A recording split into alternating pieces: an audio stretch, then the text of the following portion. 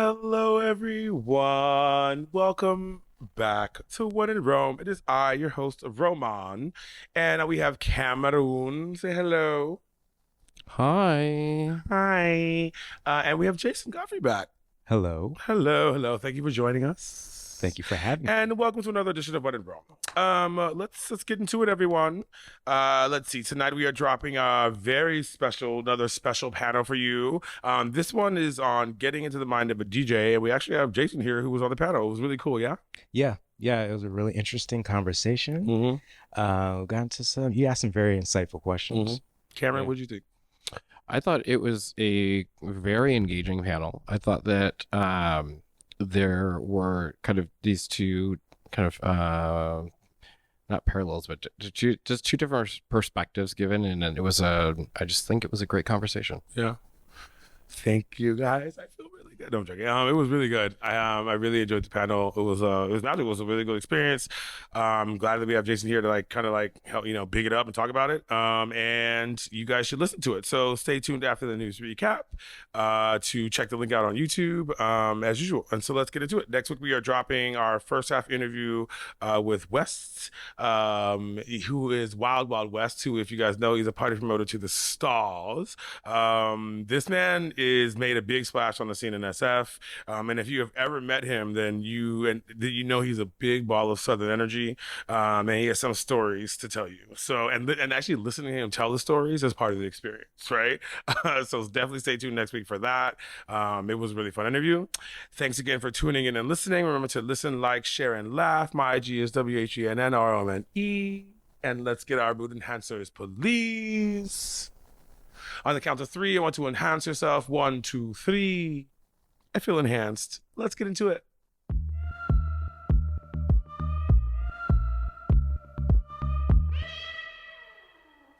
Happening since we last saw each other. Okay, so happy fucking Pride, everyone. Did you guys have a good Pride? I had a great Pride. It was a lot of fun. Yeah, it was good. I feel prideful. It just passed, and I must say it was a roller coaster for a bit. Like it was like from cute to meh. You know what I mean? Like I'll give some specifics about each party during the party review section. From an overall impression of Pride, the boys were really hot. Yes, yes, yes, yes. 3 snaps, 3 finger touches. And the weather was really good. It was like amazing on Friday and Sunday. Saturday was like a little like, I remember like, like when you're wearing like a skirt or something and it gets cold and like the breeze goes right up your butt crack and you're like, it's time to go. You know what I mean? That like, that's San Francisco weather. I will say that like there was a roller coaster. Like some I think events like really delivered, had a really good time, and then some events either I've heard or I think underdelivered to like the tune that it was like atrocious. The Kikis were fierce, and so I had a really good time. So it was like that was my overall thought. Like the Pride was like. It was a roller coaster. It was like really good moments and some not bad moments, but just some moments that were just like, What did you guys think? Yeah, I mean, as a DJ, it was a good balance between playing music, sharing, and meeting people, connecting. A lot of people were from out of town. Dolores Park was popping on Saturday. Okay. It was the most crowded I've seen Dolores Park like on at Pride. It was like Yes. no spots to stand or anything. You know what I mean? Full capacity. Hello. Full capacity. Yeah, and Powerhouse fun Saturday night, and yeah, I just kind of chilled Sunday because, like you said, weather was a little bit, and yeah, it was just like I kind of was spent actually. I had some good sex. Did you guys have some good sex for Pride? I had some good sensual moments. I mean, hey, it takes all kinds. You know what I mean? Yeah. So, did you have good? Yeah, when I said sex, I had good sexual moments. You know what I mean? Yes, Good. yes. And that's what I wanted. And that goes from like flirting to like, you know what I mean? It's like the whole gamut. It's yeah, everything. girl. I got some validation from boys that who like, I didn't like me, who liked me. You know what I mean? It was like, you know what I mean? Like Right. it's the whole gambit. It was fun. It's the whole thing. All right, so now we are on to the first day of summer, and the 4th of July is coming up. I'm excited about that. Do you guys have any big plans for the 4th? I am going to see Derek Carter at Okay. F8. Okay, which we'll talk about. Yeah, but Derek Carter's got some big Yes, parties. so Cameron, you doing that's anything cool. fun? 4th of July, and no. The way you said it, like the 4th of July is happening, so we can already tell you plan on chilling. Absolutely not. It's just And seeing on that one. That's really funny. Okay, so I will say that it's my mother fucking birthday, everyone. This coming Sunday, July 6th. Yours truly is aging one more year. I will be 42 years old, which is crazy. Although I will say that this year was like really full, and that's the only thing you can ask as you get older, right? You know what I mean? Like you pack your years full of like moments, and so that definitely was full of moments. What am I doing? Oh yeah, I'm renting out a sewing studio. I've always wanted to sew and like learn to sew for like alteration, because I guess I like the thrift store shop. And so what I'm doing is like renting out a sewing studio, having my friends come and learn to sew with me, and then we're gonna wear the outfits that we make out that night. Aren't they amazing? Thank you. So when you guys see me out, wish me a happy birthday. Dick is always preferred. A happy birthday smile is great. You know what I mean? There's some enhancements. You guys know me. Let's see. Okay, so I do want to say that I will start to include. I want to make sure that I tell you guys something to include in the happenings now. If there's like topics that like we've covered in the past on the newscast, but they're not big enough to be in the news recap, I would kind of want to touch with them. So, or just some funny shit. So here's really fun. Something really funny. If you guys know what Purple Magazine is, have you guys ever heard of Purple Magazine? I have not. No. I mean, who has? It's a random fashion magazine that did a review of the Prada menswear summer presentation, and I just wanted to read you guys the very beginning of it and tell me what you think. So here's the review. We no longer dress to be seen; we dress to survive our times. And Prada's men's spring summer 2026 collection has just released a uniform of elegant survival. The world is burning, but Prada offers you a trench the color of calm. Like military gear? Yeah. Oh my God, it was so fucking funny. Like people were talking online about whether it's rage bait, but it was just like fashion has like these fashion whatever will find some way to show just how toned up they are. Do you know what I mean? Like really like they're giving you the line to wear for the resistance when you're a fashion house. The Prada, which is some could argue the sign of inequality. You know what I mean? And your fashion, which is like on the forefront of affecting climate change. But fashion to fight fascism, right? right? Oh my God, I was just like, come on, Purple Magazine, you guys are some dumb shit. Cameron, anything? No. All right. And then the other thing I want to talk about is Diddy's trial. So I just thought it was really interesting to hear, like, you guys know, like they've wrapped up deliberations and the jury is like came to a verdict, but they're going to read it. They haven't read it yet. But I did want to talk about how when the closing arguments of the first defense attorney really got up there, I just want to know how he looked himself in the mirror and did his aspiration, like, you can do this, and got up there and really said that Diddy and Cassie's relationship is a loving story. Like, can you imagine? I don't even know the type. I mean, I understand everyone deserves a fair trial and a right to a defense, but to be that lawyer, to be able to get up there with a full face, a straight face, and say, this is a loving relationship, is crazy. It was out of pocket. It's crazy. How much money are they paying you, sir? You know what I mean? Like, wow. He's just doing his job. I just thought to be in the room when someone just said that. Come on now. Oh my God! Like, you see all the evidence, right? Woo! And with that, let's go to party reviews.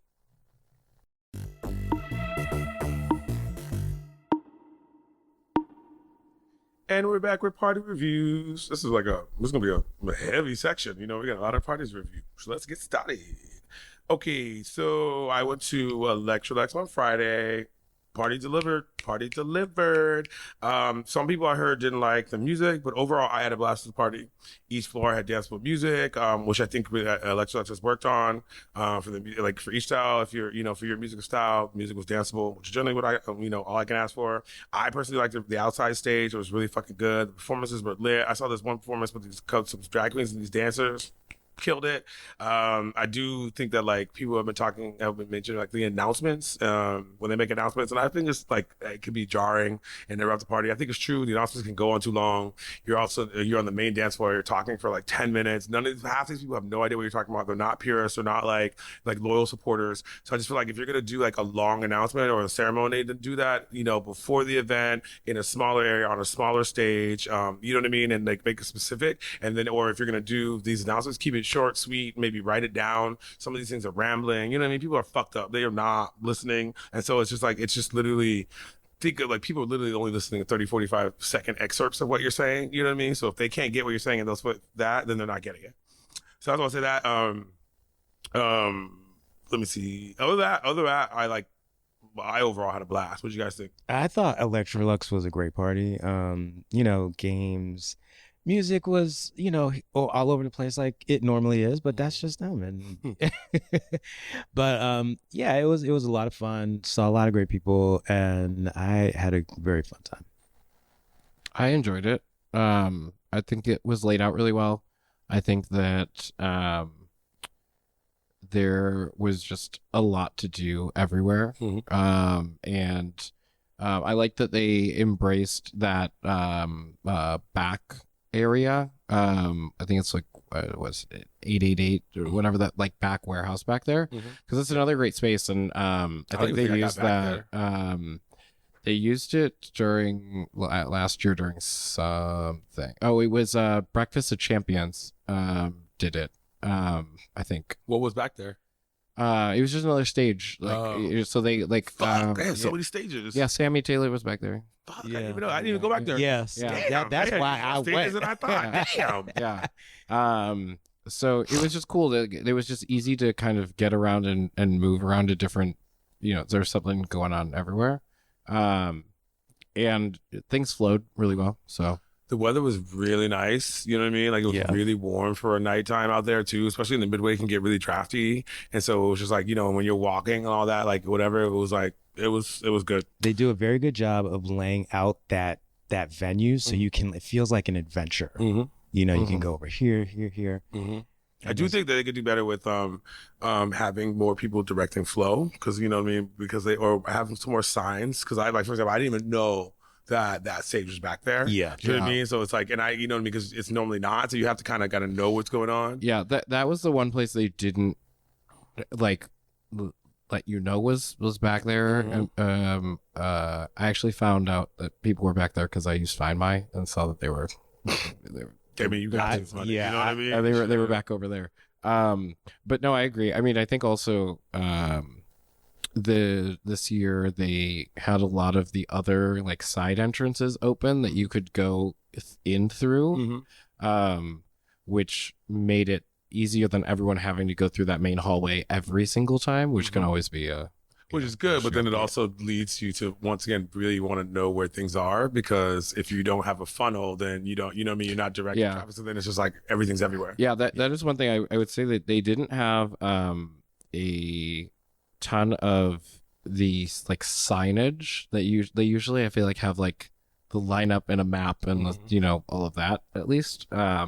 So I mean, if it was there, I didn't see it, but yeah, that's typically it's a little helpful. And one thing I will say is, you're at Pride when you order like a soda water and a ginger ale and you pay $25. Because I was just like, oh, bitch, what? Oh, I think I handed her 20. She's like, it's actually 25. Oh, let me get another bill out for this water and this soda. Yeah, they were okay. Happy Pride. Yeah, I think I got two Red Bulls and I think it was like $25. My God, right? For that price, I better get more than just wings. All right, so okay, Pride Fest on Saturday. I was at the Midway so much this weekend. That was at the Midway. So there was a lot of fucking drama about this party. I think we talked about it, right? Like whether Kaylani, stopped going or pulled out, and then Adam Kraft and reparations. And then people didn't know if it was even going on, but it still was going. It still went on, and it was actually good. The music was really good. I saw Heidi Montag, Horse Girl, and Tinashe. Tinashe was the reason I was there, because I have like missed her every single time, and she was really fucking good. Like, Tinashe's dancers, Jesus, they made everybody in that crowd wet. We was all talking about them dancers. Ooh, joy. Tinashe was good. I had never seen her perform, but like, she's not very personable. So it's kind of like, girl, like there's like 300 or 400 or 500 people in front of you. Like, you maybe act like it. She was acting like she was at a stadium, you know what I mean, with 12,000. She was just like, it was like, so she was so unreachable as a personality. I can see that, you know what I mean? Especially with her music being kind of like slow and low, like you need to sparkle a little bit more. You know what I mean? Yeah. Great dancer, whatever. Horse Girl, killed it. Never heard. She played some like cunty beats. I've never heard cunty on techno or Cardi B techno. I was like, all right, certified streets. Can we talk about Heidi Montag, girl? Like, No, we don't need okay, to because she like, needs to just go away. thank you. So Heidi Montag, B-list celebrity from like back in like 20 years ago. Like she was out, and so when I saw her name on there, I was okay. Like, okay, she's a beautiful celebrity. The gays love the support. You know, maybe she could. You know, she came with an album apparently because she's singing, and I didn't even know about it. So maybe she could sing. This bitch, she lip synced. First of all, you lip synced, and she lip synced like a C note. Like she sang a C the whole time. Like, you know what I mean? Like it was one note. Like, girl, you can't do that live. What was it? It was she also got up there by herself. Girl, you're not Charlie XCX, and your songs are not Charlie XCX material. So it's like it was literally like they have this like straight white girl, cisgender white girl up here doing mediocre shit when you could have had anybody of color or anybody queer. You know what I mean? At pride. Anybody that represents the actual community. Fuck, you know what I mean? Like, what is going on? Like, it was it was like what 7 songs too. Like, not even like 1 or 2 horrible numbers. They gave the bitch her full full A side of her album. It was like, I didn't know she had so many because the thing is she came out of I don't know wherever on this decided to make an album, and she's just been in pop culture all of a sudden. And like when I was in London for Mighty Hoopla, her set was 15 minutes. She had 15 minutes. at Mighty Hoopla. Why are they booking Like, so- Heidi Montag? Like, it's not even, her songs weren't even good. Right. So I was surprised that she could fit 7 into whatever hour maybe they gave her. I was surprised she got an hour. But Whose dick is she sucking? You know what I mean? Like, this is crazy. This is like, these are major festivals, and she's horrible. Like, just put up a GoFundMe about your house, and we'll donate to get you another house. But this shit is crazy. The mediocrity. Oh my god. Like, oh my god. That's all I gotta say. What else? Did you guys do anything Saturday to talk about? I saw Kim Petras at that event. How was she? So she was great. Love her. Love everything about her. The only I was a note- girl because I heard she didn't do well. So let me hear this. So no, okay. So I felt she did well. That's It because was you love her. correct. So there's a bias, but my note is that we didn't get any Slut Pop Miami, which was what I wanted to hear. What did you hear then? What did It was like all of like her greatest hits of like all the other from all Bitch, the don't other fold it albums. in. Okay, bitch, give us what we want to see. Yeah, man. You know what I So, mean? like, I want to hear that rim. I want to hear rim job, baby. Yeah, there were I didn't get. I want to get a rim job, 2 rim job. Okay, girl, that's what I want. I honey. was ready. And it's pride, girl. You know what I mean? Yeah, so we got just when I thought we were at like halfway through, it was like the 30-minute mark, and then she's like, "Time for something slutty," and then like she did, like treat me like a slut, and then I was like, okay, great. It was like just we're doing the first half of her career, and then like now we're getting into like what Slut Pop and Slut Pop Miami was. It's like when like you're at a hookup and they just starting to get to like, you know what I mean? Like they're like maybe they're like slowly starting to get to your hole. You like, girl, get there. You know what I mean? So they finally start to ring around it. Right. And then we went back to the yep. So and then they go back up your butt to your ball sack. Like, no, you in the wrong area. and there was a really weird middle part where these people, I don't know who they were, came on and performed a song. I think it's someone she's like collaborating with, but I had never heard of them. So overall, I loved it. Do I have notes? Do I wish could it have been better? Absolutely. Okay. But Cool. yeah. Saturday, I DJ'd at Powerhouse for Lick It. Do that every 4th Saturday. So yeah, it was a very good night. I just, for some reason, I was just in the vibe. Mhm. I guess there were like people in from out of town. I read energy when I play. Mhm. So, I was very, very, very, in the zone. And plus, like I said, I played at Dolores earlier that day. So I was just like in it. I played for like 12, 13 hours that day. So you was on a high. All right, bitch. Right. Okay, so then, the next party, XOXO. So hold on before you got there. I forgot Saturday. I did one other thing. I went to audio after that. you're getting out the house. Yeah. Proud I was of like, you. Proud of you. I know, growth. So Geo was spinning some event That's Giovanni saying it's a DJ. 'Cause Yeah. they're not gonna know his, Okay. you know what I mean, Okay. pet name. Giovanni Saints was spitting at audio for, I don't know what the event was, but it was cute. It was real cute. The music was great. His music was great. The girl, the lady before him, the person who was like the headliner, he was really hot. But I love a hot DJ because I have the sexual kink where I just want to suck them off while DJing. You know what I mean? Like I just want to like be under the table, but like no working DJ would allow that to happen. Maybe like a house party, but like every time I look at a hot DJ, I'm just like literally picturing me sucking them off while there's because it's such you can see like the glip. Let me just move on. What were you done? yeah, so it was really cute. Yeah, that's all I gotta say. Cute. Okay, so let's see. Saturday was XOXO. Kids, girls, ladies, gentlemen. It was horrible. So like, I will tell you a funny story. So I got kidnapped. I did not plan on going to this party, which is really funny. And when I say kidnapped, it was because I was with a friend and I was supposed to actually go to Powerhouse, Jason. And my friend was supposed to set the Uber to drop me off at Powerhouse. He was gonna go to the Midway, and his dumbass set it the opposite. So by the time I realized that we were already at the Midway, and so I was just like, "Girl, I'm here." You know what I mean? It's too late. Yeah. So I just went to XOXO. And like, can I tell you that, girl? So like, first of all, it was $150. Which is crazy. I've never paid $150. That's worldwide prices. Yeah, that is. I have never paid that at the Midway, and I'm in this city for 10 years and going to multiple parties at the Midway. No, that party ain't worth. Yeah, that. Have you guys ever paid $150 at the Midway? That's like literally the most expensive. No, I would for a VIP something or something. Right, but I was like I've seen like multiple artists. I had just seen fucking, you know what I mean, Tinashe and all. I've seen major DJs there. I will say not for the Midway. Not for typically because you gotta stand there. Yeah. So that was the first thing. So like, you know what I mean? Like I was already thinking something, right?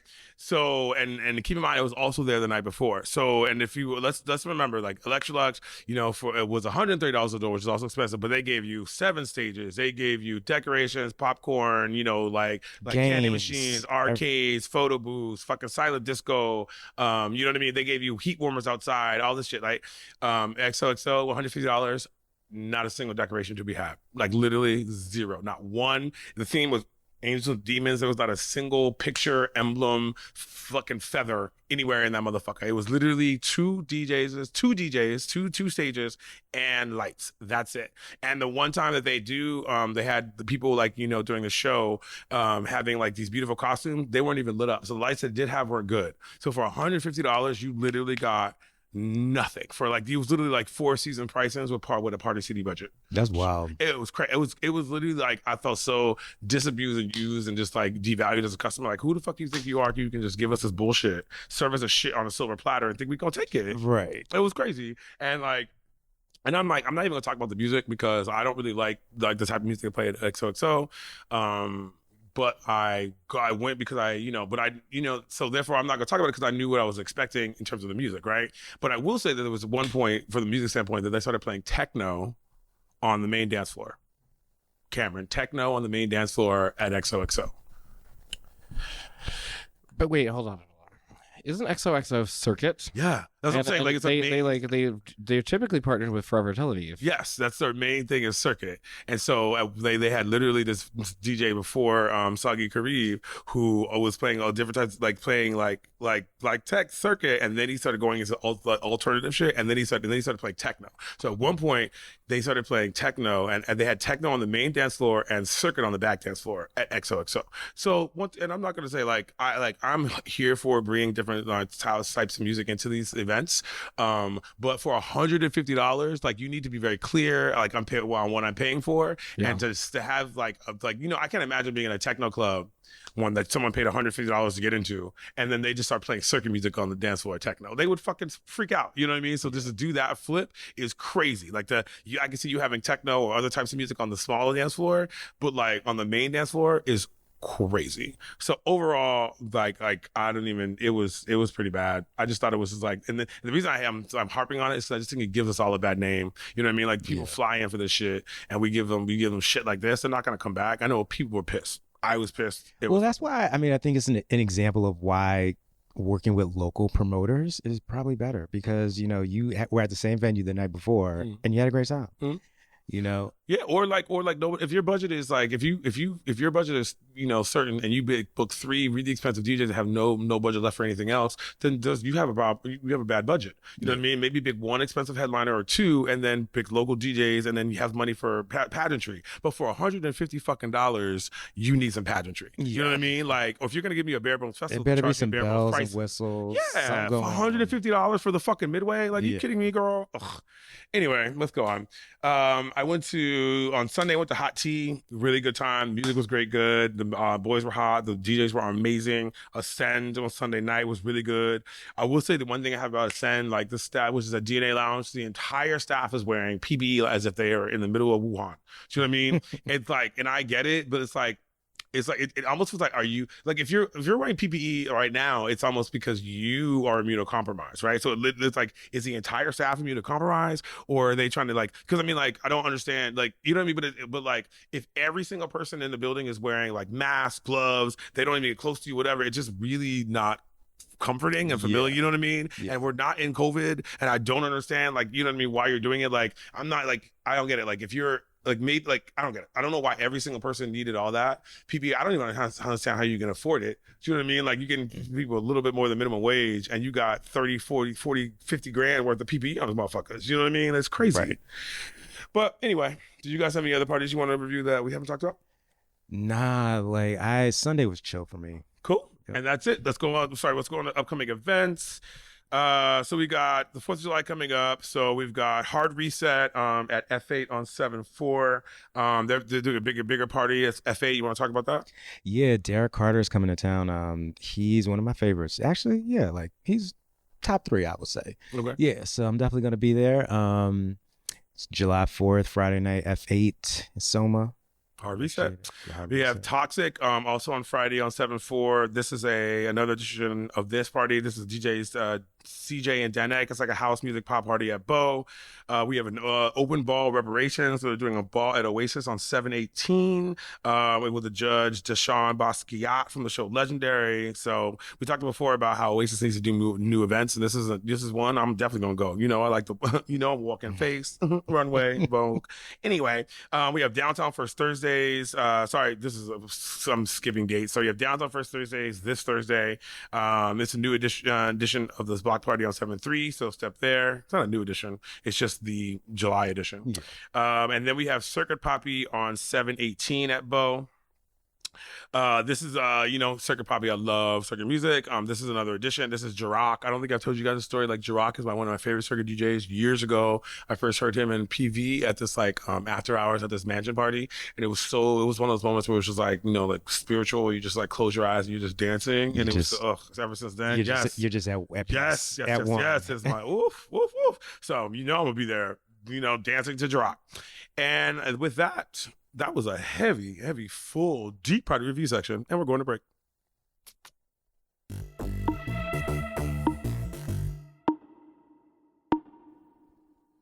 And we are back with world news. First topic. Hundreds of children told to test for disease in Australia after a childcare worker charged with child sex abuse. So, see an article quotes, parents of 1,200 children in the Australian state of Victoria are being advised to get them tested for infectious diseases after a childcare worker was charged with more than 70 offenses, including sexual assault. Okay, so, wow. Like, I hate these fucking situations because it just seems like these kind of ones where it's like we find something and then we find more and more victims, and it's been going on for years, and it's just, you know what I mean? It's just like, it uncovers just like decades of just like abuse in these institutions, like Catholic Church and blah, blah, blah, blah. It's just horrible to read. Yeah. So in this fucking case, a guy has been accused of sexually abusing 8 children between the ages of 5 months and 2 years at a childcare center in Melbourne in 2002 and 2023. Wow. What do you guys think? I mean, it's horrible. Yeah, I don't know how. Yeah, I was gonna say, my God, right? I mean, these are kids. Like, it's so unfortunate when, kids are put in these systems and they get abused and mistreated, and it's just horrible. Yeah, it's just wild that this is just so pervasive. It seems. Yeah. don't Yeah. know what to say. I mean, yeah. I mean, the article quotes all the offenses relate to the 8 alleged victims who attended one center, but the police haven't ruled out other potential victims at 19 other child care centers. He's known to have worked since 2017.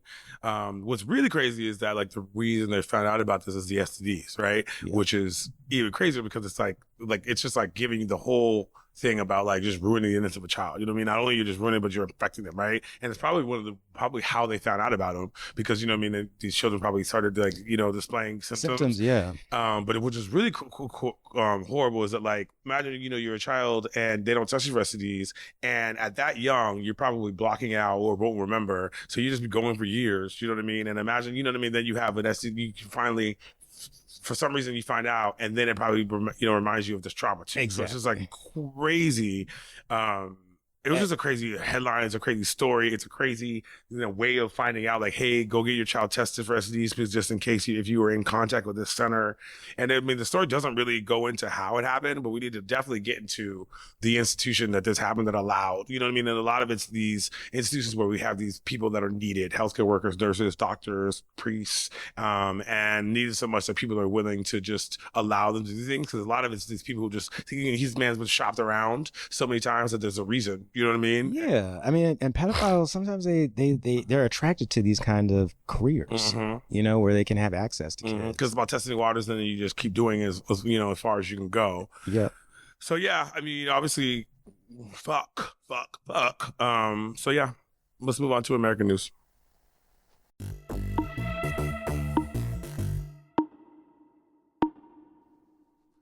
And we're back with American news. Rampant cyber criminal group targets U.S. airlines. So, oh my God, this whole story, the reason I queued it, just reminds me, it just gives me very like hackers, you know what I mean? Like whatever. So basically, the CNN article quotes, a notorious cyber criminal group has shifted its attention to the aviation industry, successfully breaching the computer networks of multiple airlines in the United States and Canada this month. The hacking hasn't affected airline safety, but it has top cyber executives on alert because of the hacking suspects of a network of young criminals called Scattered Spider, who are known for their aggressive efforts to extort or embarrass their victims. So come on now, Hackers, the movie, right? Like it's like turbocharged, right? Like, so this is like a young hacker group. I just picture, of course, in my head, I picture like these like beautiful Eastern European men smoking cigarettes, you know what I mean? With vodka and large dicks and foreskin. Ooh, you know what I mean? Like, but that's probably not what it really is. But I just want to talk about it because it's crazy. Like apparently this group has like, already gone after big industries, right? What is that? The, insurance industry and retail industry. They basically extract sensitive quotes. The article quotes say, once inside a victim's network, the Scattered Spider actors steal sensitive data for extortion and deploy awesome ransomware. So I just thought it was just kind of like, I don't know if it's cool, but it was just like interesting like to see that this is still happening. I mean, this fucking group just like hacked a major fucking airline and brought down an app. That's crazy. I mean, it's like, how do they get in there? It's like Scattered Spider often infiltrates companies by impersonating employees or customers during calls to help desks. So like they have to have some kind of intel with these companies inside to be able to get inside and do what they're doing. It's kind of, I mean, I don't know if it's cool, but it's interesting to like see these real stories that kind of resemble kind of things you'll see in the movies. So, I mean, it's just, that's kind of crazy. I think we'll see more stuff like this as like the controls and the laws get more restrictive. You know, people are going to try to figure out how they can navigate a new system. Yeah, I mean, of course, this is like, you know, this is up my alley because I love tech stuff. But it's just it just goes to show again. I mean, not only that one cyber attacks are happening everywhere, they always are. And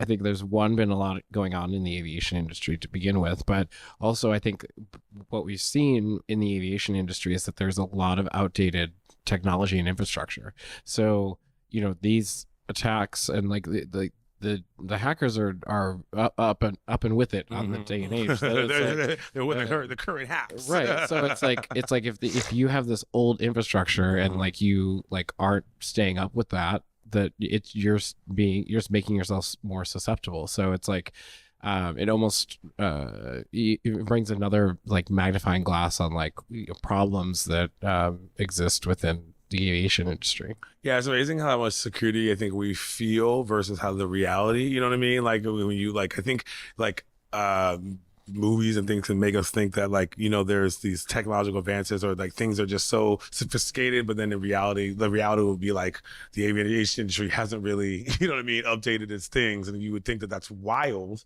you know what I mean? That, you know what I mean, major corporations or major economies aren't, even with cyber attacks being still prevalent, aren't, you know, deploying the most sophisticated, you know what I mean, They're defenses not up out in the there. Like, game. this is the, you know what I mean, you know what I mean? Like, what? Like, I have you ever seen any Jason Bourne movie? Like, I mean, like, my God. I mean, yeah, especially when they were talking about all the stuff with air traffic controllers and like how that system is like, they're like, oh yeah, we're on like Windows 8. Right. You know, it's right. oh, Yeah. from the 90s. Right, Okay, like- got it. Why are the people in the movies using better systems than the people in reality? You know what I mean? Like, oh, Yeah. like, oh my God. Okay. Okay, and that's it. With that, let's go to break and we'll be back with local news.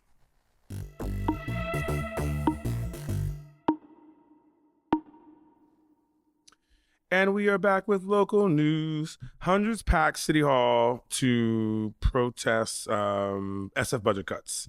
Sorry, I like had a spelling error and I was like, girl, you dumb. You can't even spell City Hall. Anyway, so Mission Local quotes.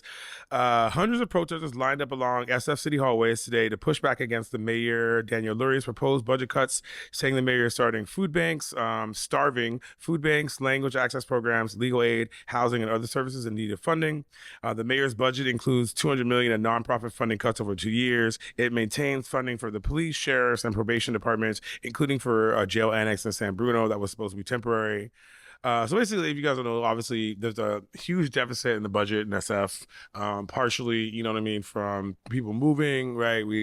So like you're not getting as much taxes, we're not getting as much money from the state, we're not getting as much money from the federal government, and so I feel like when these things happen, budget cuts always tend to like hit like nonprofits, which I think these programs that are actually like solving like long-term solutions, right? And then we generally tend to fund, you know, what I think are, I don't know if these are short-term or like flash in the pan, or let's say like, you know, cultural bellwethers. So like the police, right? Because people look toward the police as a bellwether of whether or not, you know what I mean, of crime or They're a something like sign that. of protection. Yeah. When in reality, it's the nonprofits and the things like that that are doing the real work. Because if you like look at SF, like we have the lowest staffing of police right now than I think we had for a long time, but crime isn't going up. You know what I mean? So it's not like police coverage is direct, you know what I mean, correlation to crime is a direct correlation to police. It's about a lot of other things. You know what I mean? Right. I mean, and the reason why people are committing crimes is because they don't have the resources. Right. So if you fund these programs and give them an avenue to get resources and opportunities, they'd be less inclined to do crime. Right. Like the reason we don't have crime is because you have nonprofits who are working with, you know, the homeless or the unhoused or the vagrants and getting them, you know, into housing or getting them medication so that they don't have these situations. So they're working with the transient or they're working with the youths and getting them into like activities and programs so they're not on the streets. You know what I mean? Like Exactly. that's what really brings down crime and killings and stuff. Exactly. It's not police. Yeah. So like funding, not like cutting nonprofits is actually cutting your nose off to spite your face. You know what I mean? Exactly. So that's, but from a political standpoint, people look at police and that. So if you want to show support, if you want to make money, if you want to get voted, you know, you tend to do the flash in the pan shit. But this is the real work. So I mean, it's kind of fucked. You know what I mean? That's why I can understand. I mean, we're swinging back and forth right now, like between like conservative. I mean, obviously San Francisco is very left leaning, but nationally, you know, it's like I think there's big pushbacks to all of these, like, you know, budget cuts in the federal government as well, and I don't think people are really going to be standing for it much longer. I'm just floored by the amount of time that this took, which is not time that it took, but like floored and in a good way. It was a 9-hour hearing.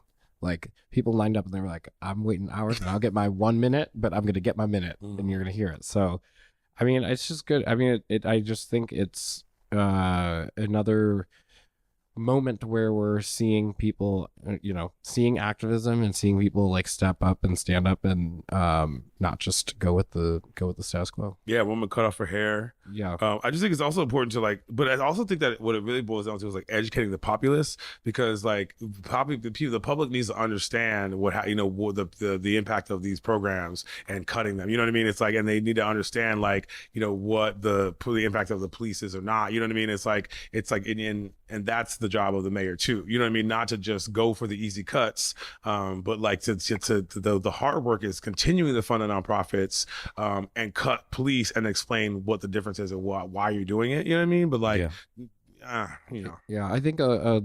A lot of times, essentially, what some of these like protests and things like that do, effectively, is bring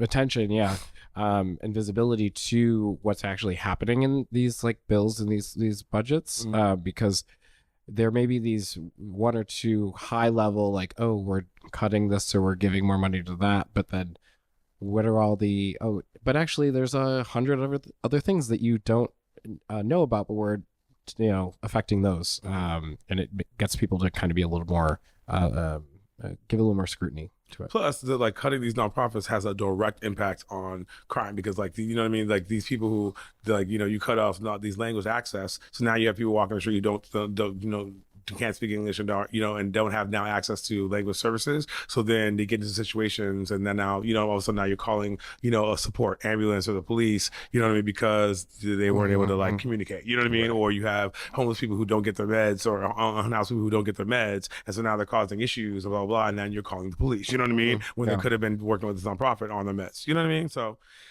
anyway, good discussion. I love it. Yeah. Let's go to pop culture news, babes.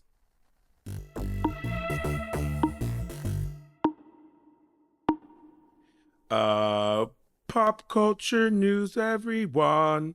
Rap duo Bob Vulcan's anti-Israel chants prompt UK police to review Glastonbury acts. So the AP article quotes, British police said they were examining videos of a band that led chants of death to the IDF at the Glastonbury Festival. Rapper Bobby Vulcan of rap punk duo Bob Vulcan led crowds attending the festival on Saturday in chants of Free Palestine and death to the IDF.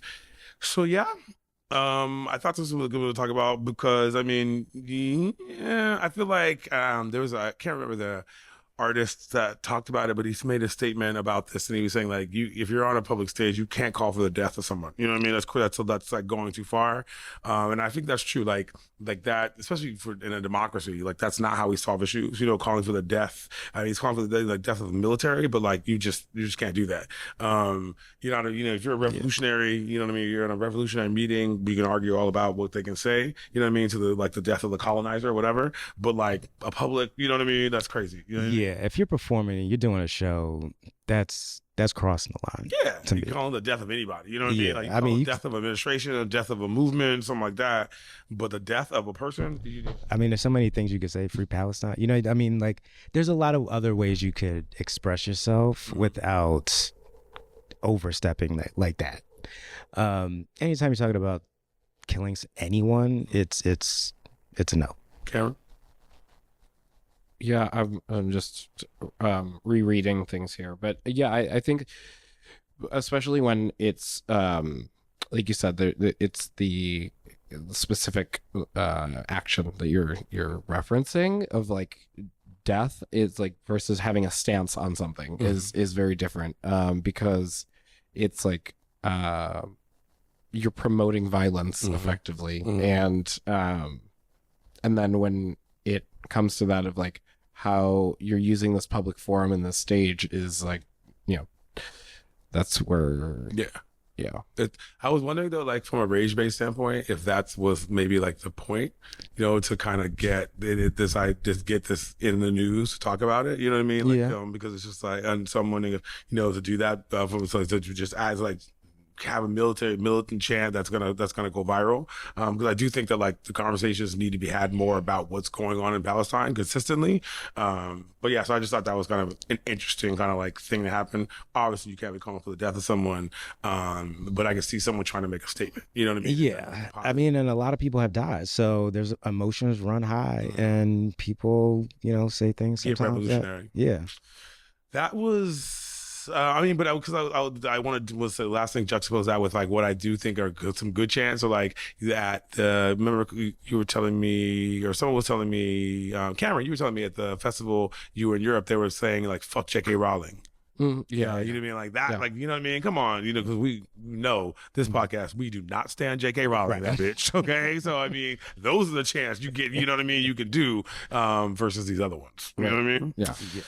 I hope you guys enjoyed the news recap. It was really good.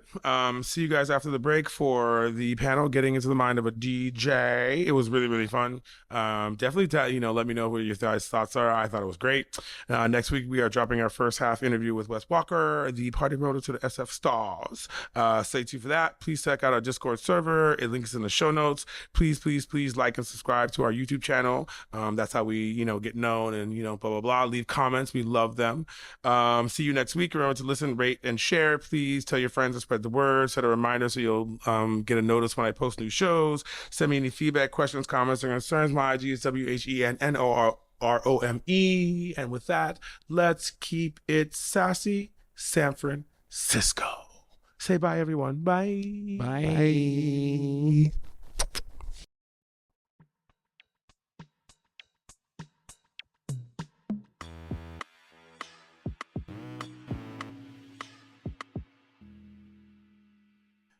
Hello, everyone. Hi, there's my camera, the one that says for black people. Oh, wait, there's another black. Never mind. Anyway, welcome to Whennrome. We're doing another panel, a visual one, which is why it looks so amazing.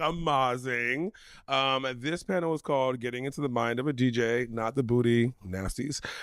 Maybe later. And so I have two of my favorites, Jason Godfrey and Sammy Taylor. I was going to say DJ Sammy Taylor, but I was chastised. We do not call them DJ. These are people who happen to DJ. Thank you guys for being here. You're welcome. Thanks for having us. Yeah. Thank you. So this podcast is called Getting to the Mind of DJ. I am Roman. You guys are my Romanettes. And let's get started. So, gentlemen, let's start off with kind of like your name and how long have you been DJing? So, Sammy? Hi, Sammy Taylor. I've been DJing since I started DJing like as a bedroom. Sorry, DJ. I just meant, do you want me to say Sammy Taylor every time I say your name? No, you can Sammy, Okay. just Sammy. Yeah, I was just like, ooh, that's going to be a long time. No. Okay, all right, Sammy, cool. Sammy Taylor is the stage name, of course. Cool. You nom de plume, I love it. Mm-hmm. Go ahead, so you've been DJing for how long? How long have you I lost track too. I was going to be like, I'm going to have to ask him for 20. How long have you been DJing? I started DJing in March of 2022, so just over about 2.5 years. Not the month. Just 3 months right, ago. right. It was hot out. I remember it. Right. Okay, so March of 2022. So 2022. 3 years. Okay. Yeah, 3 years. Yep. Jason. So I started back in 2002. Okay. So 23 years at this point. Oh, damn. Yeah, okay. that's Wow. As long as I've been alive. It's been a minute. Okay. So you've been doing it for 23 years. Let's talk a little bit about like what was it like back then, right? That you would say it's kind of different now. Yeah, back then it was all vinyl. Okay. So all of the digital technology hadn't gotten developed yet. It was just everybody was on vinyl. And it was very different because it's harder to learn on vinyl. Mm-hmm. So there were fewer people and it was more about like the passion, and because the bar to entry to get in was pretty high. I mean, the equipment was very expensive. Mm-hmm. The vinyl records were expensive. I mean, like maybe like a domestic was like $6-7. The import was like $13-14. So And you would just have one scratch 'em, song, right? So then they have a shelf life, right? The vinyls. depending on how you take care of it. Oh, okay. No. Like I have vinyl now, like I can still play. Okay. Yeah, it's just about care and how you treat it. Mm-hmm. So like then I imagine like how has it been kind of trying to stay current, right? I mean, you went from vinyl to then like all the different things that are, you know what I mean, that have come since then and now. Has that been interesting? I mean, I came into vinyl like kind of towards honestly the end of it, but when digital started to come into the scene. So maybe like 3-4 years after I got started, you could, bring a USB or CDs back then. Actually, it was like CDs then USB. So you had to burn all the music on your CDs and organize it like that. But it was a lot of work. It was a lot of time, and I think that it really just kept a lot of people who didn't have the passion for the craft out of it.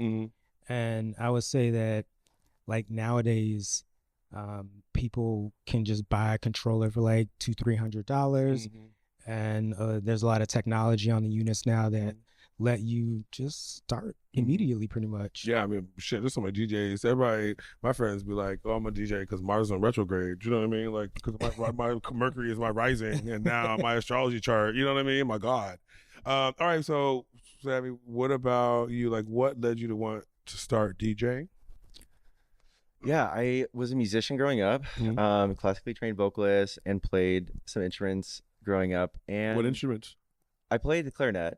And You look like a clarinet boy. We love the wood instrument. I'll suck a reed down. And my mom was a pianist, so music was just always in the house. And she started to teach me how to play piano, but I was just like better at playing by ear, like hearing something and then just like. And you have stubby fingers, so you don't have the My brother calls them tarantula fingers, tarantula hands. So music was always part of my life, and I found myself in the club scene in 2019. I didn't do anything until like I was 29, 28. And I started to really appreciate like that type of music and seeing how you could still really express yourself. What type of music again? I'm sorry. Just like club music, house music, okay. house music. I started going to festivals, got really sucked into the plur world, and was like, okay, I could do this. This could be a way for me to express myself as an adult, you know. And so that was really what motivated me too at the time. What about you, Jason? What motivated you to kind of want to start DJing? Well, I always knew I wanted to DJ since I was a kid. Okay. So back in the day, you know, hip hop groups had a DJ that was in Man, DJs in the 40s?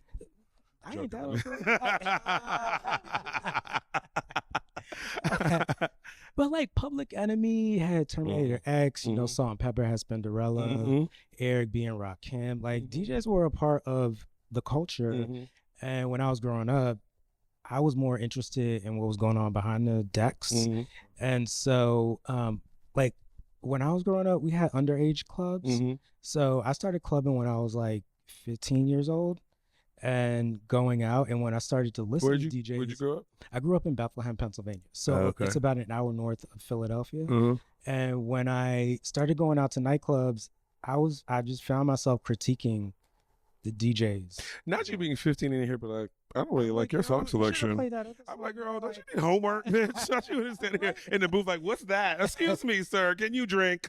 You know, but like Sammy, it's like my mom always had music playing in the house, and I was just always just immersed in it. And I would make my own mixtapes off songs from the radio and stuff like that, and sharing with my friends. And like sharing music was always just a part of who I am. And I always felt like, you know, people have taste in music, and, you know, not to toot my own horn, but I always felt like my taste was just like impeccable. You know what I'm saying? Like, it is. You were like, excuse me, you know, I just always felt like if I could do that, I would be somebody and do it better. And do it better and do it my way. Curate. Yeah. All right, so Sammy, what about you? Like, what we talked about with Jason, like at least at the time, like financially it was hard to start, but what was like kind of hard at the beginning to start for you as a DJ?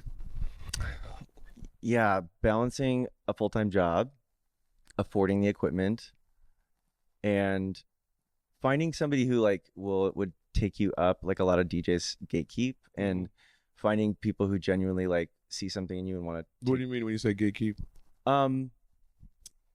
There's a lot of self-made DJs out there. There's a lot of self-made artists in the industry, and it's kind of a magician's sort of world in that way. Like they don't want to reveal all their secrets, and so when you find somebody who's like truly wants to be your DJ mom and like genuinely is like, I got you. Like I'm gonna show you how to.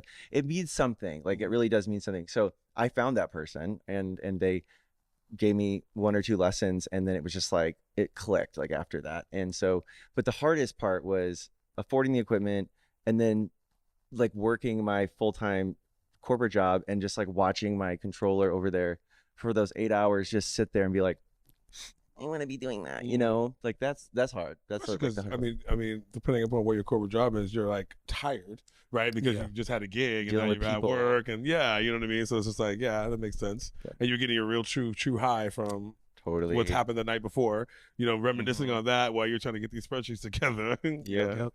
Okay, so let's go on to how long after you started learning, or actually, let me talk about the best part. How long after you started learning, did you start like working, like booking gigs? Jason? For me, it took me like, because it was vinyl, it took longer, Mhm. and so it was about like from the time I got my turntables to my first gig, it was Mhm. 3 years. Okay. And yeah, I wouldn't consider myself a working DJ at that point Mhm. because I was just learning, and you don't have a name. And I was actually on the East Coast. I moved here from Washington, D.C. Mhm. So it was just about learning the ropes, playing in front of people. What was it like on your first gig? It was very challenging. I still remember it. It was at this party called Transit Mm-hmm. in Fairfax, Virginia. Mm-hmm. And, you know, I was looking at it like, yo, this is my moment. Like, this is what I put all the time and energy in for. Mm-hmm. It's what I worked for. And I really just wanted to go out and show out. And I think I did. I had a couple train wrecks, but, you know, it was the first gig, so I wasn't like too stressed. What do You mean were by in train wrecks? Like, transit. I was in transit. Exactly. what does that mean by train wrecks? Like what? Train wrecks is so. Oh, I it's know like, what a train wreck is, but like what happened specifically to you? it's basically like, you know, you're mixing one song Mhm. and you're bringing the other song in, and they're off. Like nowadays, you can just hit a sync button and things kind of get lined up. So train wreck is what I would call what happened to RuPaul when she did that World Pride. There you go. Uh-oh. Anyway, let's move on. But some people mess up even with the technology, Mhm. you know. So That sync button is not reliable. So what, Sammy? What about you? What was like? I started DJing in March, and I like set my own timeline. I was like, I want my first real gig to be my own party. So I planned the party for May. So I had like 2 months as a bedroom DJ. And then, but I was doing like private, you do like private gigs, like you do like Kiki, house something like parties. that, yeah. I planned my party for Mother's Day of 2022. It was called Mother. And yeah, so I had like 2 months and had fun with it, booked a bunch of fun people and went out there. And So I feel like with comics, like they always say, like always gonna have a show where you bomb or something like that. Do you think is that true? Right? You know what I mean? Like, and with DJs, right? Like not always, right? But is there going to be shows where you're like, oh, I bombed that? You know what I mean? Or I just, you know what I mean? Like, Oh, is yeah. there a difference between what you would think a really successful show and a not one? Or successful Oh yeah, gig or I time mean, that you like I feel like the sets that I bombed, I really didn't play to the crowd. did? Mhm. They weren't responsive to the stuff I was playing, or sometimes you get booked for a party that like really isn't aligned with who you are as an artist, Mhm. Yep. and you know the people just they're not feeling it, you know, and they ask you to play other stuff, and you're like, I don't have other stuff. Like, yeah, I think for me, the parties that I feel, if I'm going to use the term bomb, are the ones where you have a technical difficulty Mhm. and they don't know that it isn't your fault. But Mhm. like you still feel like you carrying the weight of being like, they think I'm trash because like the power went out at Mhm. a club, you know. So those suck. Those feel like you bombed. Yeah. Mhm. Okay. So what is one of give me a best memory you can from like your early years starting? I would say one of my best memories was I used to play at this place called Dragonfly in DC, Mhm. and it was like my second gig there, and it was the first time like people really responded to this stuff I was playing. Mhm. Like I was like, oh, like they're dancing. Like this is like, Like whooping. I was like, oh, like this is like, oh, this is what it's about. Like Yeah. the first gig wasn't really like that, Mhm. but you know, after I had a couple gigs under me and I was able to really get my feet, you know, settled, Mhm. and I felt grounded and more confident in Mhm. my abilities, Mhm. then like I played this party and like people actually were fucking with me, and it was just like, A high. oh yeah, Mhm. like you're just like, wow, like they really like this, Mhm. Yeah. like the stuff that I was vibing to when I was just like looking for it, like they're Mhm. feeling it, Mhm. you know. Sammy? Best earliest memory, honestly, I guess would have to be my party, the first thing I threw. Like I Mhm. didn't want, I was like, I want to focus on music and not produce parties. but because I wanted my first like entrance to the scene to be like my own event, that was really special because people respond really well and you get to see that, but you also like create the experience, which is the cool side if you do get into event production, like creating an experience and people seeing that like you weave the music into the whole environment you create, is definitely a really cool high. It's like a community feeling. So that was awesome. Very cool. And since we're all high, we are going to take a break and we'll be back. Thanks everyone. We'll see you soonish. Go to your bathroom, do your potty, do your mood enhancers, and we'll be back, ladies.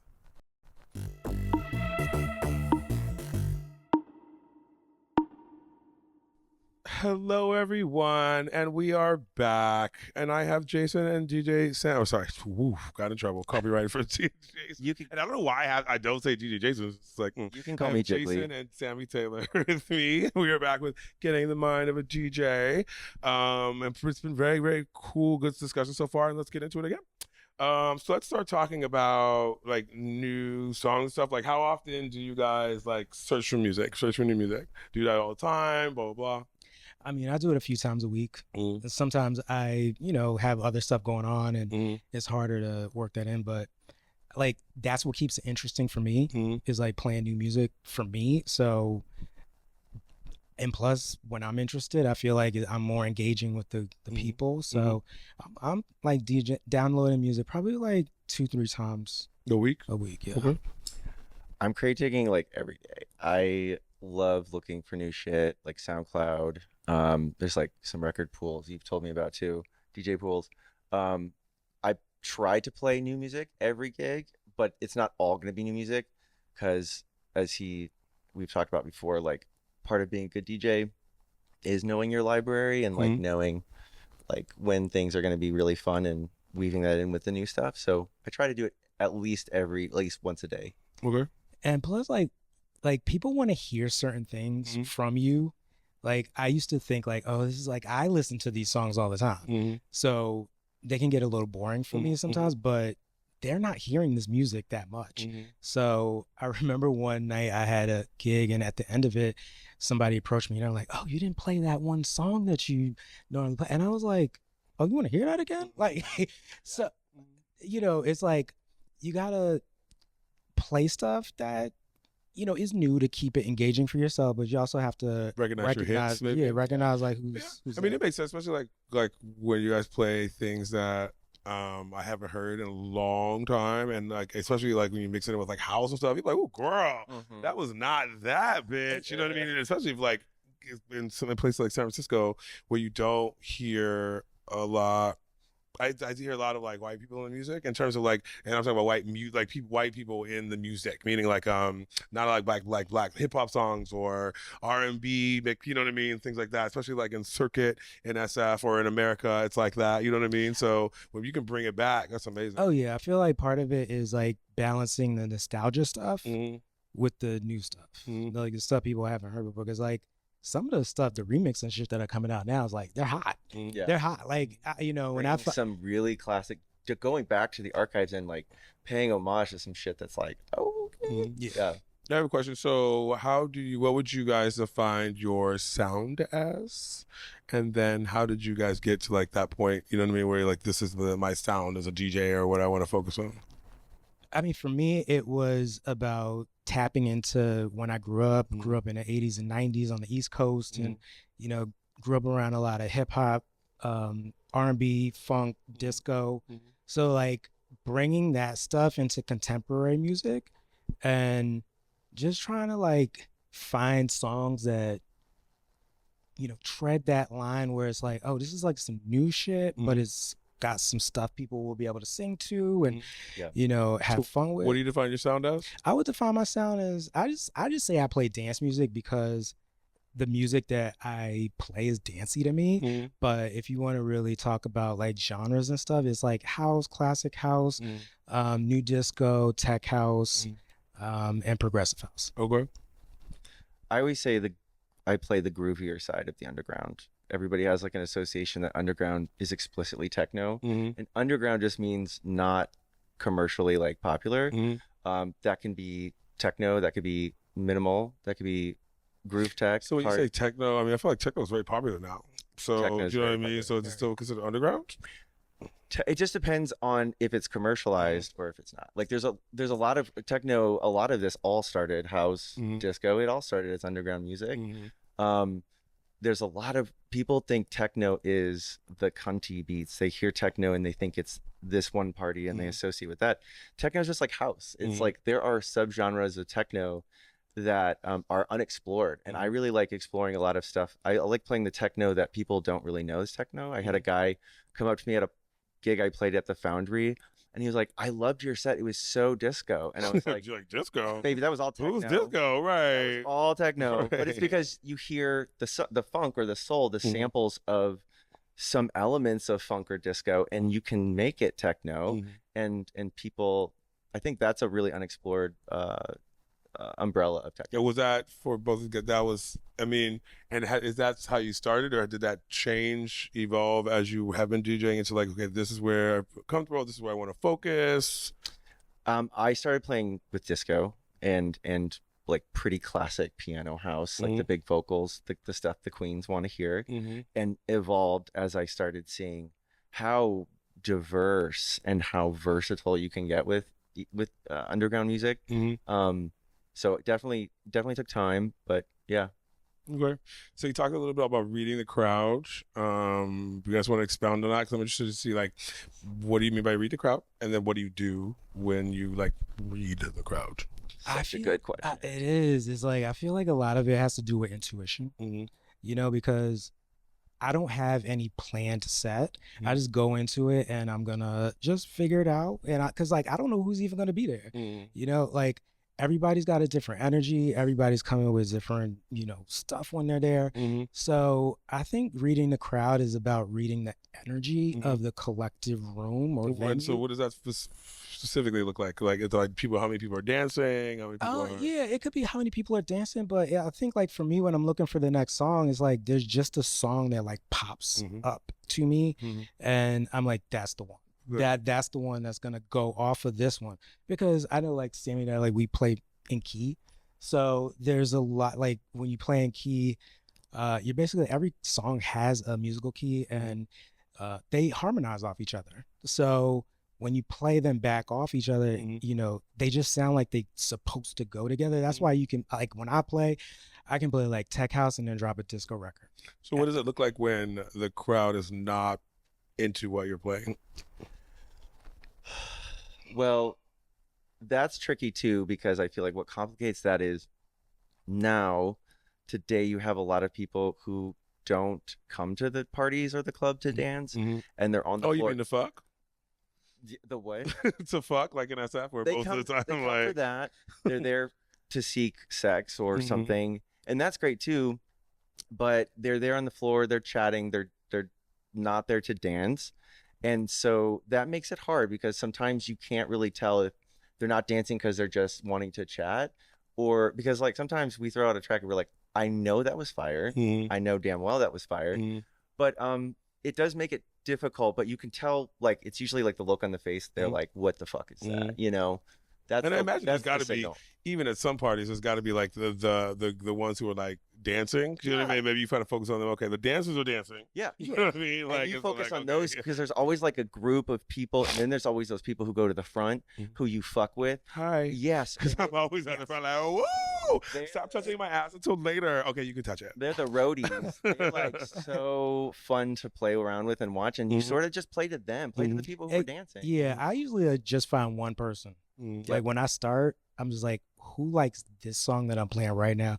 And like, is the song that I'm playing next, is that keeping them moving? And if it does, then I just keep playing for that one person, and then everybody else starts to get involved. And I think, like, you know, people are looking at you as the DJ, and it's like, you got to be moving, like you're a leader up there, you know, like even if you don't like that.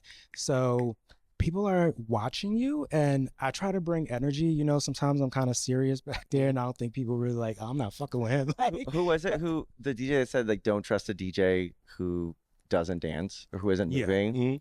Yeah. So But that part. sometimes I feel like whenever I see Jason, like you're serious, but it's like you're like looking at the screen. You know what I mean? You're Yeah, like looking at sometimes you something. So have I to mean, be. like that to me, you know, my favorite DJs are the one where like everyone around was like, wow, and they're just like, I'm you working, know what I mean? I I'm working love that. right now. Yeah, I'm at work. You know? I love that. I mean, I love all like you know DJs who go crazy and all that, but I just feel like you know like yeah, people who I mean DJs who are like vibing. You know what I mean? That looks different, but it, like you can tell when a DJ's vibing. You just know look what like I you're mean? enjoying it. Yeah. Yeah, You can exactly. tell when you're not, when they're just like, Yeah, exactly. You can tell when people are feeling it and when they're not. And if, like we talked about before, like sometimes you're just not in the right space and there's nothing you can do.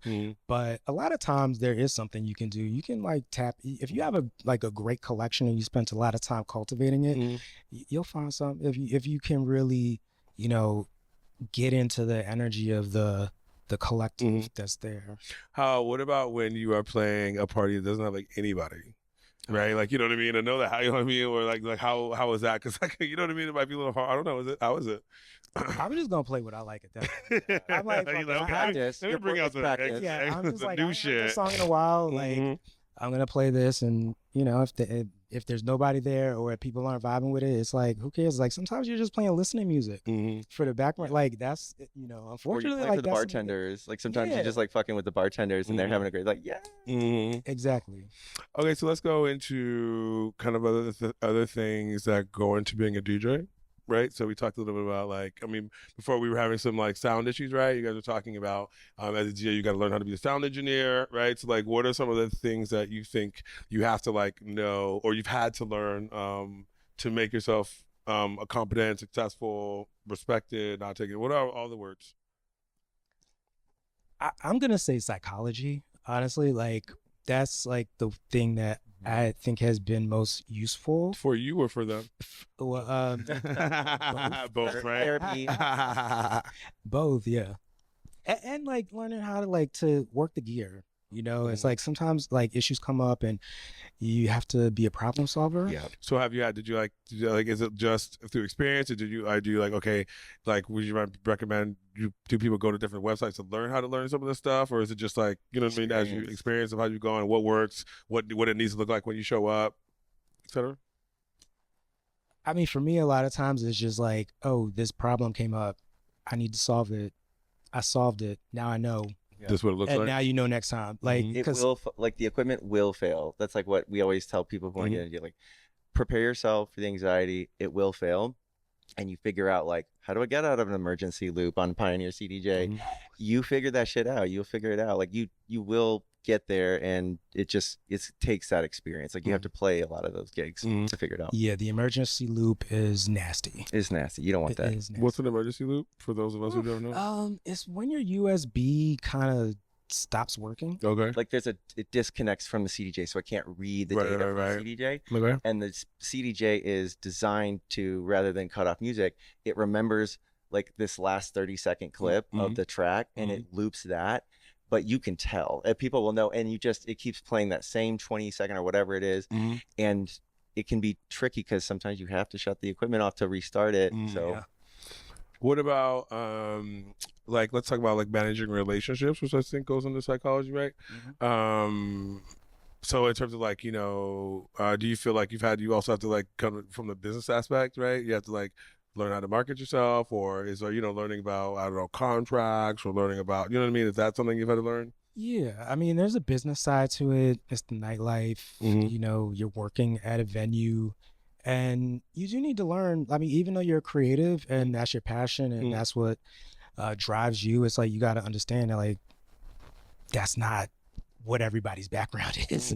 So people are gonna, you know, approach it from that business angle, and you do need to understand that, like, you know, like we were talking about before off camera, it was like you gotta be an advocate for yourself and not let people take advantage of you, and really just focus on your value as an artist and as a person, and don't let what other people think about you ever taint that. Like you're the one. So Yeah.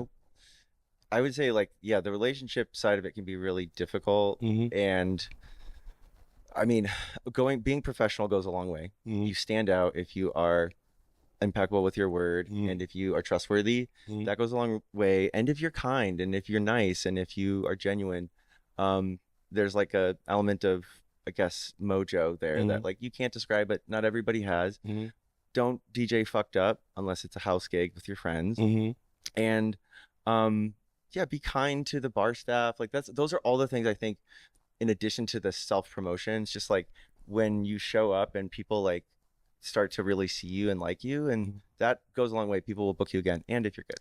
So Yeah, I mean the talent goes with being easy to work with. yes, I feel being like easy if to you, work with. like if people, if managers, promoters see you as somebody that's easy to work with, they're gonna fuck with you, and they know you're good. They're gonna keep fucking with you, because who wants to work with difficult people? You know, like sometimes we work with difficult people. Totally. If But- if you're an A-lister, then you can be a cunt, because those people get booked. Doesn't matter. Like they just get booked sometimes, regardless. But I would even imagine then that there are probably opportunities that people would choose not to take them, even though on a list, just because he wants to work with the diva sometime. But I mean, with Jason, I know specifically, we don't have to talk about names. Like there's an interaction where we've talked about where I witnessed you talk to a club owner who was like getting on you about how loud the music was. And I just remember specifically, you were like, you need to bring this way down. Like, You know what I mean? Like you calm are like, down. you're being real confrontational right now. Yeah, Yeah, and I exactly. thought that was and sometimes like and plus like I was saying about being an advocate, it's like, was the music loud? Yeah, it was a little loud, but like It's a club.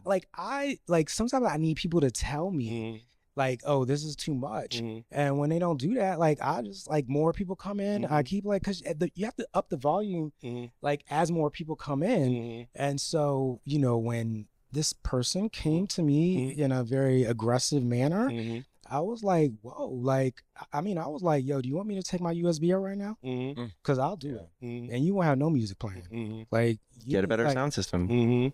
I mean, or have some guidelines about what's too loud for your, because it was, I mean, whatever he was talking about was like he would get in trouble with like outside. It wasn't Yeah. inside. It- complaints, yeah, right? it It was. and I understood where this person was coming from, because like he's like, yo, if I get in trouble, like I'm not gonna be able to like be open and all this shit. And But I'm I like, don't see no piece of paper that lists that. I'm like supposed I'm to like, know. all right, but that doesn't mean that you gotta come at me like that. It's like, yo, like be respectful, and I mean, I always try to be respectful. I will hold people accountable. Have and you I'll- ever had to walk out? Like No. you said, No, I mean, I've thought about it a handful of times, but but I understand, like like there's lots of people here, and like I don't feel like they should be held responsible for this one person. I did walk out once. I wasn't on the decks yet. I'd been shafted. This was early in my DJ career. I was told that I was booked for this event, and they intentionally brought me. This was like an after party when I was living in Portland, and they told me that I was gonna get on at like whatever 2:30, 3 a.m. whatever, and the DJ didn't get off the decks, and they brought me in and booked me because they knew that I would sell tickets from the party that I was coming from. I probably brought like 80 to 100 people with me to that party, all expecting to, and they like totally shafted me. The guy never got off the decks. I was pretty upset, and what I really wanted to do is I want to be like, all right, we're going to my place and like set up an afterwards moment at my place, but I didn't. I just like quietly, I just left. But so basically, like the DJ was going too long, and then it was just like, girl, what? my set time was at let's say 2 a.m. and they just never got off. I waited like 30, 45 minutes. I was trying to talk to the person who booked me, and I was like, so what's going on? They're like, I'm trying to talk to him. The problem was like, it was their party. It was like the guy who was DJing was like his party, but that it's really disrespectful and unprofessional. Yeah, you book somebody. I'm here. You know what I mean, if it doesn't happen, maybe try to tell me as soon as possible, so I don't even have to come in. You'll still get paid, blah blah blah. But don't have me just come in and standing around. What the fuck? Yeah. Okay. Because I said no to something else. Right? Yeah. Like I could have gone and I could. Or you could have just had your time back. You know what I mean? Like Got Maxie laid. Waters, I reclaim my took time. my man home. Yeah. All right, so let's go to break, and then we'll come back. It's been really, really fun. Thanks, guys. We'll come back, and we'll have one last final section. But until then, I'll be back.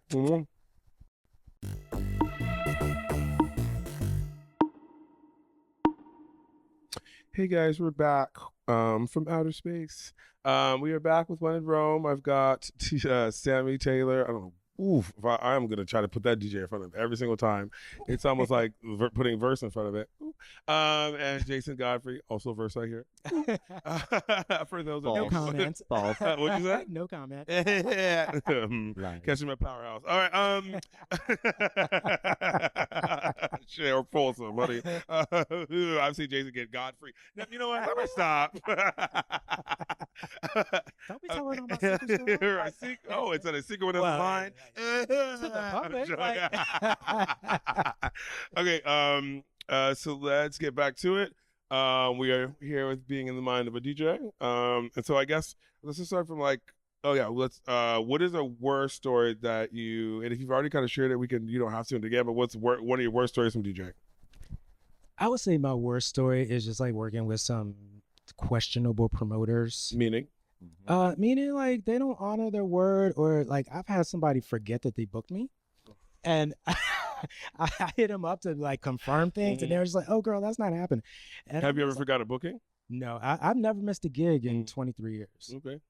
But you know, when that kind of stuff happens, like I hold people accountable. I charge them half my rate, and if they pay it, I'll work with them again. And if they don't, do you have a DJ contract that you use?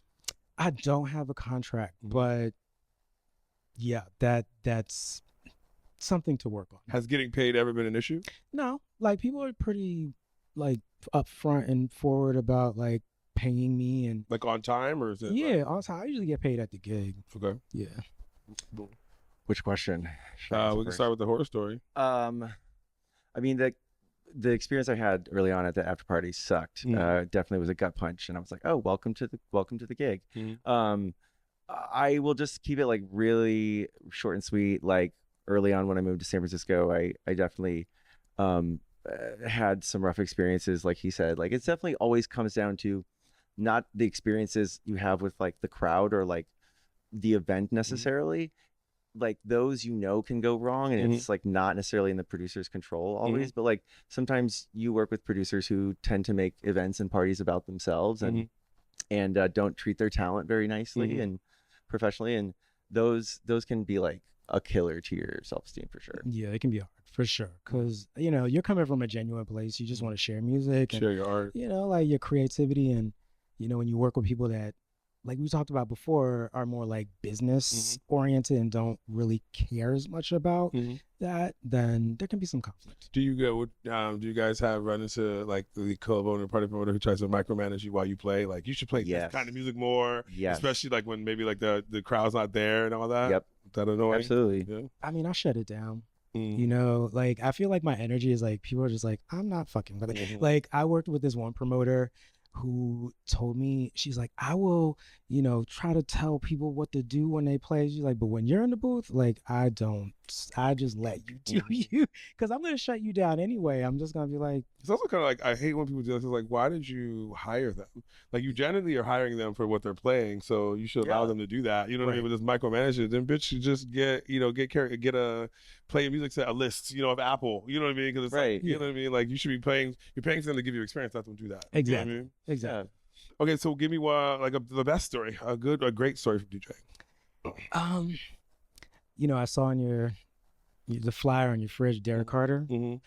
He's my favorite, and I got to open for him on my birthday, and got to meet him, and that was just like so fucking cool. Yeah. Like when you get to meet your idols, I don't like to use that word too much, but like he's one of them, and he was just so warm and welcoming, and just the chance to see him work. Like in Up the front, booth. right. Yeah, I also went to Croatia. This is just what my party your best story, but like I went to Croatia for Defected Croatia in 2023, and I got to see Sam Divine and Low Steppa play in a back-to-back. I was in the booth with them, so fucking crazy. Like that was my fanboy moment. Right. That's cool. You were like, hey, that's funny. That's cute. Yeah. My absolute favorite, I think, set that I've done of all time was and best experience was DJing at Burning Man on Boz, which was like very validating in so many ways, but up until that point people didn't really know who I was, and they were like, who's this Sam, who's this guy, you know, and playing that exact stage, which like a lot of big names play on the Mhm. Vaz art car at Burning Man, and then recording the set, going home, and just all the feedback once I got back to the city, people were Mhm. like, "Oh, that was that guy from Burning Man." Like that was super fucking awesome. That's cool. Yeah. Yeah, Burning Man definitely will be. It's inspiring Mhm. when you go and you just see so many people play music. Mm-hmm. It's just like it's too much to go and check out all. But like, yeah, I mean, like I have been to the Burn in a couple of years, but Mm-hmm. that was Yeah, then going to people Burning Man is and they're definitely- music heads. The people who go to Burn are music heads. They really appreciate a lot of what you play, and so yeah. I call it DJ Mecca. DJ what? DJ Mecca. Mecca. DJ. Oh, Burning Man is DJ Mecca. Yeah. All right. I thought it was white people like I said Mecca. But it can be both. Okay. So, what about places or goals that you have yet to achieve as a DJ? Mhm. I mean, my goal, my dream gig would be playing at Berghain in the Panorama. Yeah, That's just it. Like, Yep.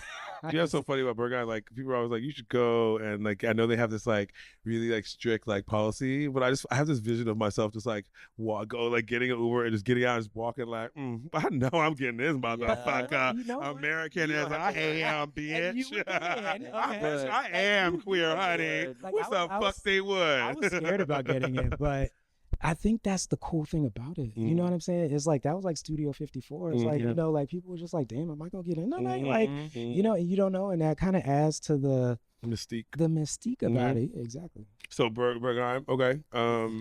Sammy? I was gonna say Berlin too, so maybe I won't say that, but You can have some I do- similar dreams, girl. It's not like I do want to play. I would love. There's some really cool queer underground parties. Berghain would be amazing. There's some really cool queer underground parties in Berlin that are honestly like a model for like some of the shit that we do here in the U.S. and we've got a lot of catching up to do. That would be really fulfilling for sure. cool. Yeah, something about Berlin that is just like party central.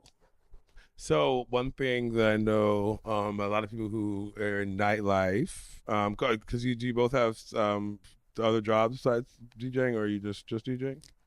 I'm transitioning right now. I'm like between. Oh my God! Yeah, so yeah, supporting you on your transition. I didn't know. I'm yeah, joking. yeah. I Okay. mean, but yeah, I mean, I've worked corporate jobs like throughout, and it's hard. It's hard because like you know they take a lot of your time and energy, and you know if you're a creative person, having that time because like once you finish the job, it's like you spent kind of like you know what I mean. Like you need that. And then Sam, we were talking earlier about like, and I was wondering like that transition because you transition because I mean, at least for me working in nightlife is definitely like made very clear, you know, what is great about not working in corporate America or not working yeah. normal jobs. So And so then like, did you guys see the same thing where you're just like, oh, it just reinforces this whole, this is not for me, girl. Do you know what I mean? Like when I can go and do this and, you know, there's other ways of making money. So do you guys feel the same way? Yeah. And it's just, I mean, it takes a minute to figure out like your path to make that money to support that. But I went to this workshop a few weeks ago, maybe like a month ago, this producer who runs this workshop for artists. And he said, the first thing he said when he opened up is when people ask you what your job is, I don't care if you're a bedroom DJ or you've been producing for 10 years. The first thing you're going to say is, I'm an artist who supports my art during the day by doing X. So That's a good I'm way of trying saying to it. like that. be more mindful about doing that. So I'm an artist who supports myself by doing healthcare policy consulting. I mean, it's good too because it's a mindset thing, right? Like, Yeah. and it's like flips like how you identify, what your 100%. focus is, blah blah. Okay, so let's get to advice. Do you have any advice for up and coming DJs or DJs that are just kind of just DJs?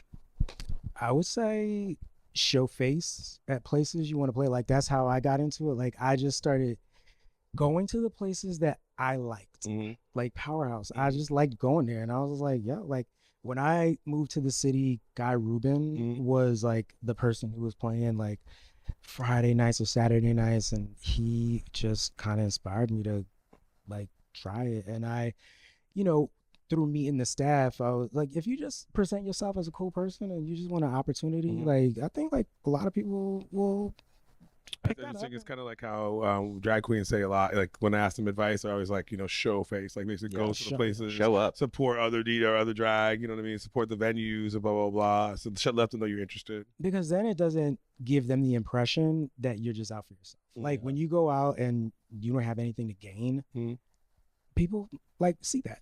Yeah. Follow music. Don't chase a scene. Mm-hmm. That's the first one. Be yourself. And I was gonna say I was gonna do 3. If you are interested, a lot of folks want to produce music, and I know you know there's a lot of people like you who are just like really good DJs, and like that's your craft and you focus on that.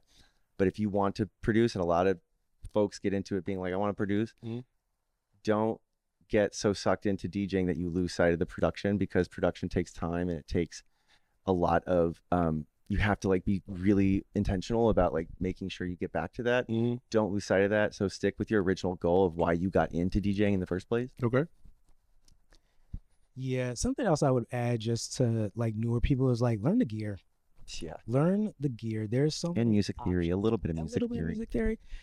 Yeah, there's just like so many knobs and buttons on the controllers and decks these days that like I find that practicing at home really lets me just build muscle memory where when I'm playing out, I don't need to think as much about what I want to do. Especially because then like you've thought through some of these things and they become kind of like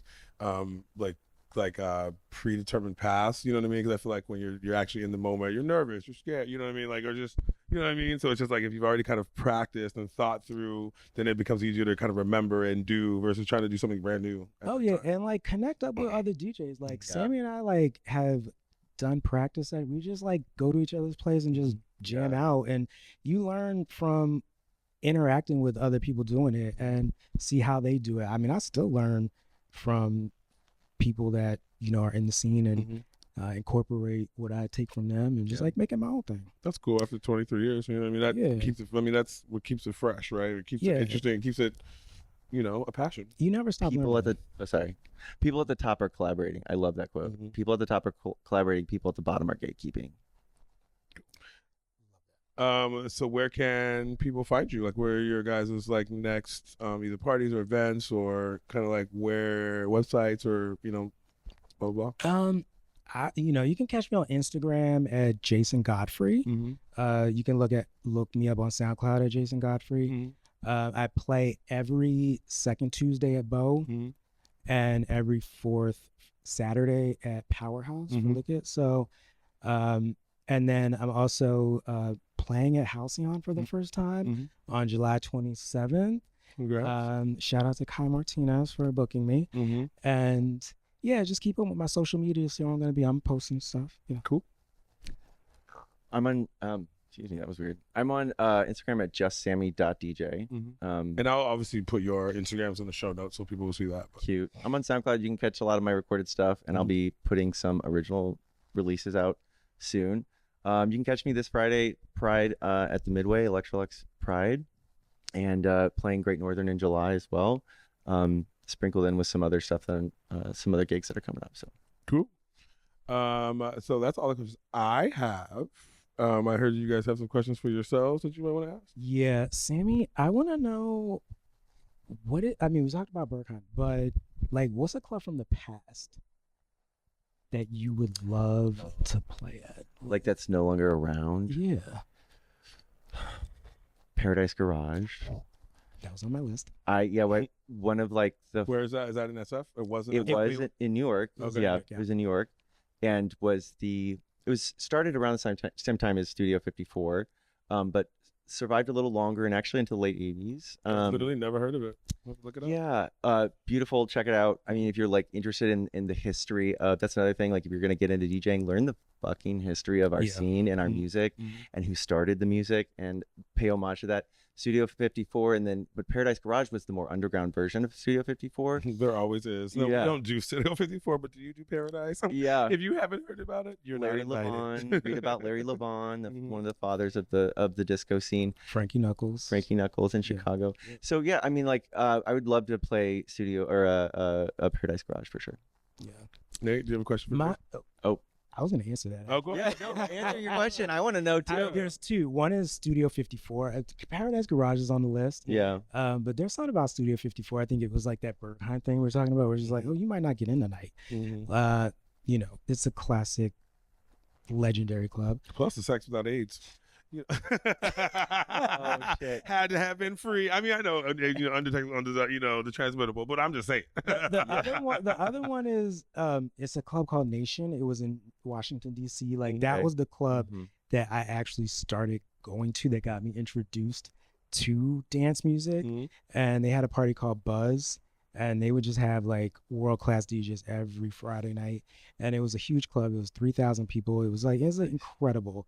And they tore it down to build the stadium where the Washington Nationals play, the baseball team.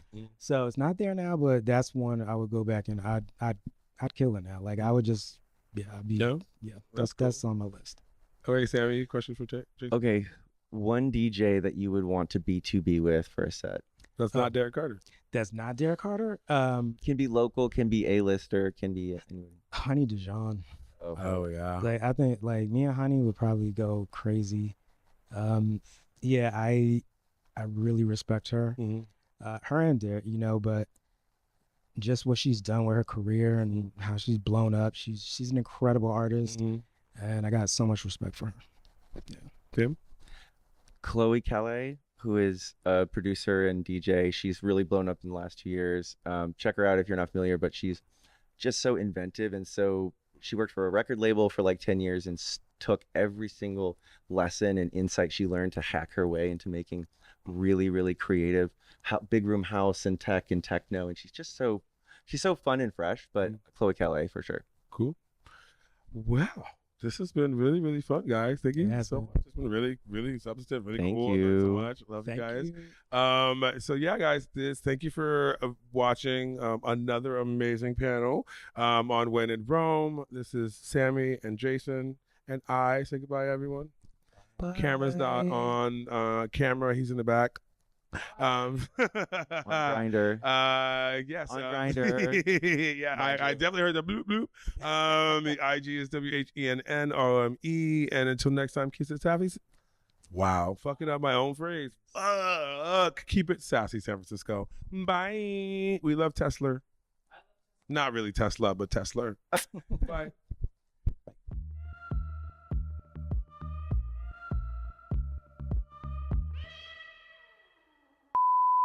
Something has changed within me. And that something is the song, because I don't even remember the rest of the lyrics or the tune. I had it, and then I had a wicked spell of, I don't know what the fuck I'm doing. It was there and it's gone. Hello. See what I did there?